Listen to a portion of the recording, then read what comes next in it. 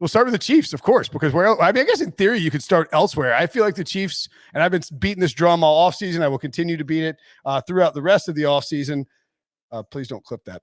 The Chiefs are the most undervalued team in the betting market because you can get them at plus 160 or thereabouts to win the division, I believe, and like plus money for Patrick Mahomes and Andy Reid. They, of course, traded Tyreek Hill. They also lost Tyron Mathieu in free agency. He signed with the Saints. Darrell Williams signed with Arizona. Byron Pringle signed with the Bears. Demarcus Robinson signed with the Raiders. Melvin Ingram signed with the Dolphins. Sheesh. Anthony Hitchens was released. Chardavius Ward signed with San Francisco. Daniel Sorensen, no, that's not a loss. That's a win. He signed with New Orleans as well. Saints. Watch out for that combo back there. To try and boost the safety position, they did sign Justin Reed to a massive contract. They traded for Lonnie Johnson, the cornerback. They signed Ronald Jones. Kind of an interesting signing there. And then they brought in Marquez Valdez-Scantling and Juju Smith-Schuster. In terms of their free agency, the Chiefs draft picks, they had 2 because of the Tyreek Hill trade in the first round. They selected cornerback Trent McDuffie out of Washington with the 21st overall pick, and then George Karlaftis with the 30th overall pick. And then, of course, Sky Moore in the second round, 54th overall, who I think a lot of people are extremely high on in this Andy Reid offense with Patrick Mahomes. Also worth noting, they got Justin Ross as an undrafted free agent after he sat out there for a while. And I only note that because yesterday, Jordan, the Chiefs posted a video of him making a sicko one-handed catch. If he's healthy, he is maybe the steal of this entire draft. Chiefs over under 10.5 with the over juice to 130, coming off a 12-5 season last year. The first time in Andy Reid's tenure in Kansas City, they didn't hit the over for the preseason win total. How are you feeling about this Chiefs team looking at their schedule, which, to be frank, is not easy out of the gate at all?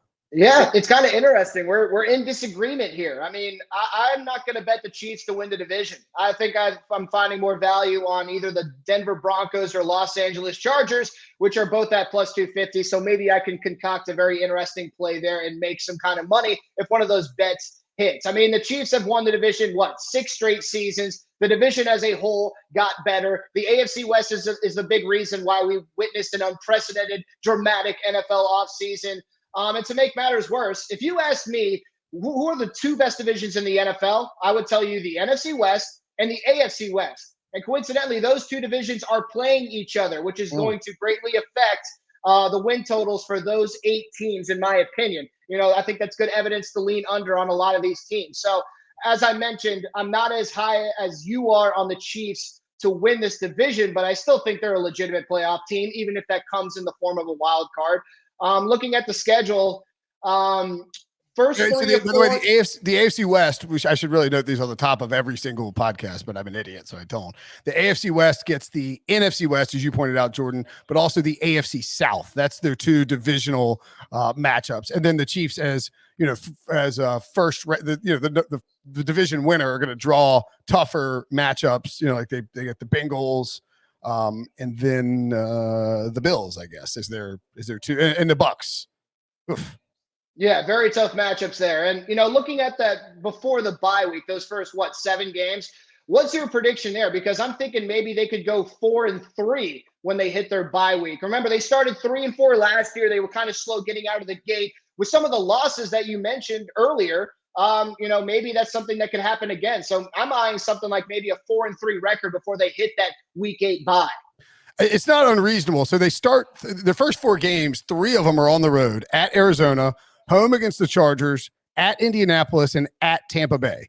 Now, that Tampa Bay game is a primetime spot. I'm bad with it. I think it's Sunday Night Football, which is just Mahomes and Brady, just fantastic. I think so a lot of people are going to have the Cardinals beating them in week 1, and that's okay. It'll probably be a toss-up. Even if you want to do that, I'm going to have them 2-2 worst-case scenario. I think they find a way to split between Indy and Tampa Bay on those 2 road games, and I'll have them beating the Raiders at home. The Bills are probably the best team in football, but I still think Kansas City can beat them at home. The other thing about the Chiefs in this start is last year they were breaking in an entirely new offensive line. like trying to figure out the pieces. There's a lot more continuity to that this year. The wide receivers, getting them acclimated to playing with Patrick Mahomes and him dealing with these new weapons, that's maybe a bigger problem for them. At San Francisco, a lot of that will depend on Trey Lance, but I think I'm going to have them hold serve at home and pick up 2 road wins going to, so I'm going to have them at 5-2 going into that bye. 4-3 is not outrageous. That's hold serve at home and then win one of those road games. That is a perfectly like acceptable notion, I think. Coming out of the bye, it's a little friendlier, at least for the next 4 games. They're home against Tennessee, home against Jacksonville, at the Chargers, and home against the Rams. That Chargers game, by the way, is not a road game for the Chiefs, just because of the nature of how their franchise travels, division matchup, that it's going to be red in there. So what do you think? 3-1? I would say 3-1, 2, and you could go 2-2 if you're bearish on them, I suppose. No, absolutely. I mean, the Titans and Chiefs have kind of been an interesting rival over the past couple of years. They met in the AFC Championship game a couple of years ago, of course. I think the Chiefs are 0-2 against the Titans in their last regular season matchups, which is kind of interesting. But the Titans may be poised to take a step backwards as well. Give them a win against the Jaguars. You mentioned the Chargers. I think they're going to split the season series with the Chargers. I think that's an okay scenario. Yeah, that's fine. And then, of course, against the Rams, that's going to be tough. And, moving on, that week 11 through 14 slate, that's going to be tough, man. Chargers, Rams, Bengals, Broncos. Only Rams is, the technical home game. So you're right. It's a little friendlier coming out of the bye, but then they have to really gear up for what could be a tough stretch. All right. So you've got them. So I've got them at, what I say, 5-2. I've got them at 8-3. I think even if you want to say it's not, even if you want to say it's 4-3, then 3-1, I still think 7-4, worst case, going into at Cincy, at Denver, at Houston versus Seattle. I think that's a 2-2 situation where that maybe they split with Denver. You could lose at Cincy, but I think you're winning at Houston and winning at home against Seattle. And then I'll give them the win against Denver. And so that's in my city. And then I think they can beat the Raiders in Las Vegas. Obviously, seeding and whatnot could determine that. But if I've got 5-2, 3-1, that's 8-3 plus 2-2. That's my 10 right there. And then the win against Denver or the Raiders gets me over the total. I really think it's okay to be down on the Chiefs. Like a lot of people are down on the Chiefs, and the division is hard.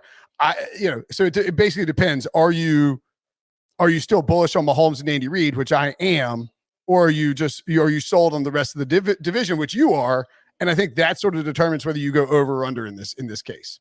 Absolutely. And I mean, you said it. I think it's these over under win totals for all 4 of these teams is literally going to come down to the buzzer. It's going to come down to those last 2 or 3 weeks, which is why this is probably not my favorite division to go heavy on when it comes to placing money on some of these lines. But I mean, it's a little bit of both. If we're getting back to the general specifics, I mean, the Chiefs wide receiving core, I was a lot more bullish on the Juju signing before Tyreek Hill left. I think Juju's a legitimate number 2, not a star number 1.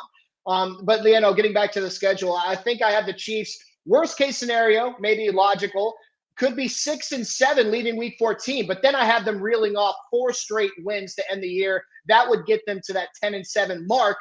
As you mentioned off the top, it's juice to the over. So I find myself leaning a little bit under, at plus money. Yep, that's perfectly fine. Again, I think it really just depends on, which way you lean towards the Chiefs this season. And like I said, I'm a little more bullish. Okay, let's move.